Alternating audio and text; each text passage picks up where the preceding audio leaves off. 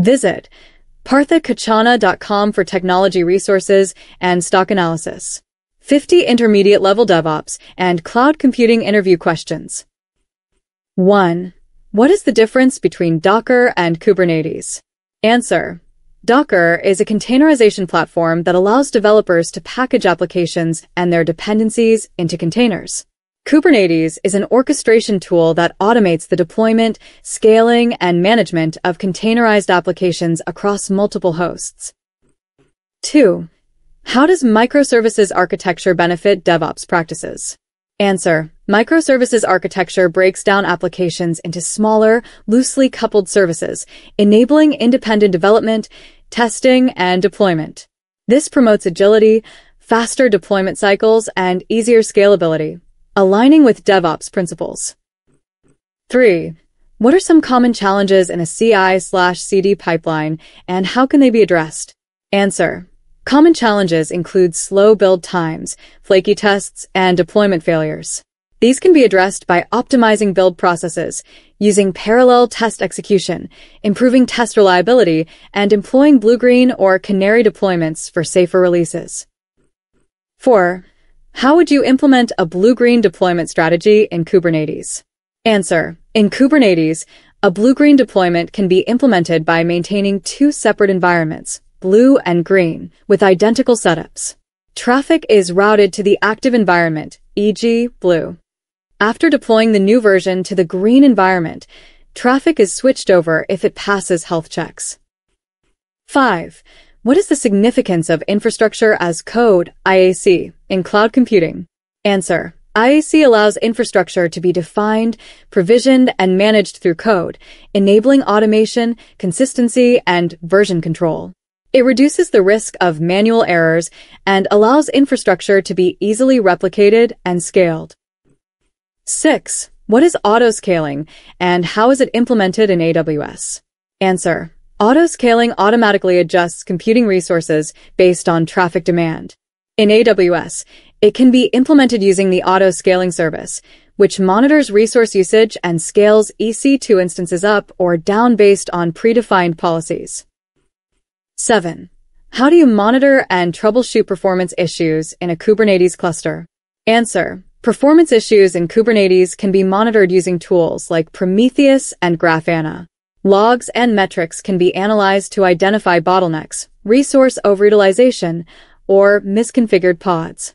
Kubernetes also provides tools like Kubernetes CTL for inspecting pods and clusters.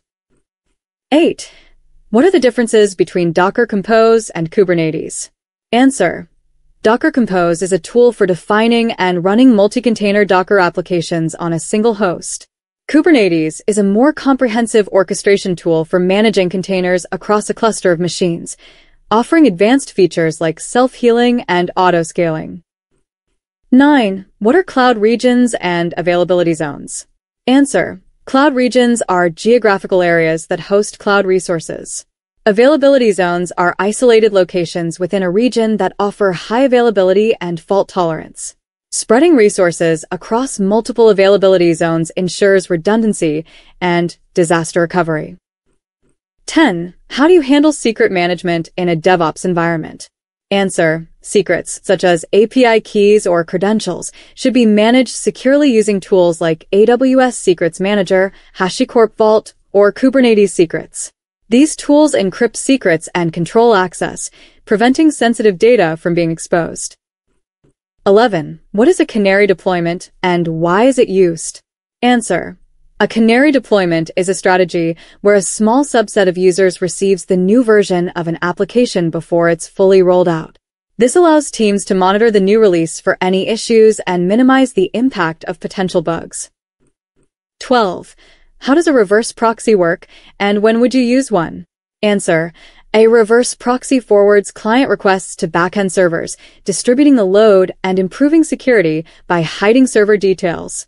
It can also be used for caching, SSL termination, and traffic routing, ensuring high availability. 13. How do you ensure high availability in a cloud environment? Answer. High availability can be achieved by distributing resources across multiple availability zones, using load balancers, implementing autoscaling, and employing fault-tolerant services like managed databases with built-in replication. 14. What are the differences between stateful and stateless applications in Kubernetes? Answer. Stateless applications do not maintain any client session data, meaning they can be easily scaled horizontally. Stateful applications require persistent storage and are typically harder to scale due to their reliance on data continuity across pods. 15. What is a service mesh, and how does it benefit microservices? Answer. A service mesh is an infrastructure layer that manages communication between microservices, providing features like traffic control, security, and observability. It simplifies microservice management, enhances security, and improves reliability. 16. What is Terraform, and how does it differ from CloudFormation? Answer. Terraform is an open-source IAC tool that supports multiple cloud providers, allowing for a consistent way to provision and manage infrastructure. CloudFormation is AWS-specific. Terraform's multi-cloud support and modularity offer greater flexibility than CloudFormation. 17. How do you handle configuration management in a DevOps environment? Answer. Configuration management can be handled using tools like Ansible, Chef, or Puppet, which automate the configuration of systems and software. These tools ensure consistency and reproducibility across environments. 18. What is Jenkins, and how is it used in a CI/CD pipeline? Answer. Jenkins is an open-source automation server used to build, test, and deploy code. In a CI/CD pipeline, Jenkins automates the entire process, from code integration to testing and deployment, ensuring faster and more reliable delivery of software. 19. What is the purpose of a load balancer in cloud architecture? Answer. A load balancer distributes incoming traffic across multiple servers to ensure no single server is overwhelmed, improving the reliability, availability, and performance of applications. 20. How do you manage version control in a DevOps pipeline? Answer. Version control is managed using tools like Git, allowing teams to collaborate on code, track changes, and revert to previous versions when necessary. Integrating version control into CI/CD pipelines ensures consistent deployments. 21. What is the difference between vertical and horizontal scaling in the cloud? Answer. Vertical scaling involves increasing the resources, CPU, RAM, of a single instance, while horizontal scaling involves adding more instances to distribute the load. Horizontal scaling is typically more resilient and cost-effective in cloud environments. 22. What is a virtual private cloud VPC? Answer. A VPC is a private, isolated section of the cloud where you can launch AWS resources in a virtual network that you define. It allows control over IP addressing, subnets, and routing to secure communication between resources. 23. How do you ensure security in a cloud environment? Answer. Security in the cloud is ensured through practices like encryption, in transit and at rest, identity and access management, IAM, firewalls, multi-factor authentication, and regular vulnerability assessments. 24. How does AWS Lambda fit into a serverless architecture? Answer. AWS Lambda allows developers to run code without provisioning or managing servers. It is ideal for serverless architectures where tasks or functions are triggered by events, reducing the need for persistent infrastructure. 25. What are the best practices for logging and monitoring in DevOps? Answer. Best practices include centralizing logs, using structured logging formats, setting up alerts for anomalies, using tools like ELK, Elasticsearch, Logstash, Kibana, or Prometheus, and continuously monitoring system health. 26. What is a container registry and why is it important? Answer.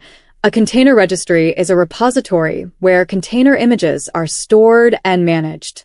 It is important because it allows developers to share, version, and deploy container images securely and efficiently. 27. How does DNS work in Kubernetes? Answer. Kubernetes uses its internal DNS service to automatically resolve the names of services and pods. This allows containers to communicate with each other using service names rather than IP addresses. 28. What is the role of S3 in AWS? Answer: Amazon S3, Simple Storage Service, is an object storage service that provides scalable, secure, and high-performance storage for a variety of use cases, including backups, data lakes, and application storage. 29. How do you secure a Kubernetes cluster? Answer: Securing a Kubernetes cluster involves using role-based access control, RBAC, network policies, encrypting secrets, ensuring the use of up-to-date images, and regularly auditing the environment for vulnerabilities. 30. What is an ELB, and how does it work? Answer: An elastic load balancer, ELB, in AWS automatically distributes incoming traffic across multiple instances, ensuring application availability, fault tolerance, and load distribution. 31. What is the significance of the Kubernetes CTL command? Answer: Kubernetes CTL is the command line tool used to interact with a Kubernetes cluster. It allows users to deploy applications, inspect and manage resources, and troubleshoot issues within the cluster. 32. How does AWS RDS differ from running a database on EC2? Answer: AWS RDS is a managed service that handles tasks like backups, scaling, and patching for relational databases, while running a database on EC2 requires manual management of the underlying infrastructure. 33. What is serverless computing, and what are its advantages? Answer: Serverless computing allows developers to build and run applications without managing servers. Its advantages include automatic scaling, reduced infrastructure management, and cost efficiency, as you only pay for actual usage. 34. How do you manage multiple environments, dev, staging, prod, in a CI/CD pipeline? Answer: Multiple environments can be managed by defining different stages in the pipeline for development, staging, and production. Each stage can have specific configurations and approval steps before promoting changes to production. 35. What is Helm, and why is it useful in Kubernetes? Answer: Helm is a package manager for Kubernetes that simplifies the deployment and management of applications.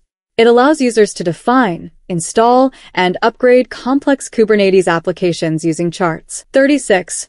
How do you handle blue/green or canary deployments in cloud environments? Answer: Blue/green and canary deployments can be handled by using load balancers or routing mechanisms that direct traffic to different environments.